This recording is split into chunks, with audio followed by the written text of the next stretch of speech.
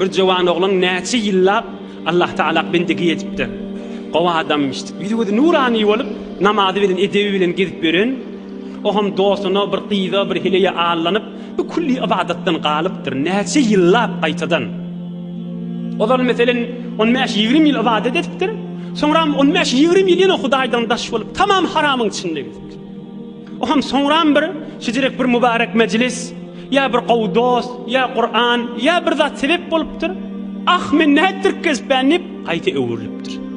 Oham o tojoň içinde halwat ýerde gözünden ýaş akdyryp Allah Taalaň dergasyny dua etmäni durupdyr. Ey bar Hudaýa diýipdir. Aya men gaýta öwürlük gelsem, maňa gafa açyk mykam diýipdir. İhlas bilen aglap duransaň, Hudaý Taala taraplyň ses gelipdir. Ey bendem, ata'tana fa ahbabnaka wa asaytana fa amhalnaka wa iza udta ilayna qabilnak.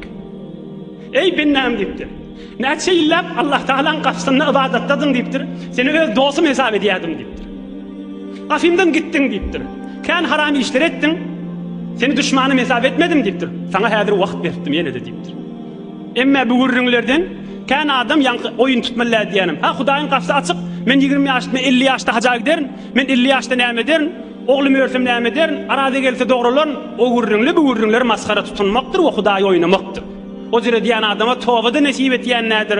Nurda nesip etýän nädir? Bu jirek mübarek mezlisde nesip etýän nädir?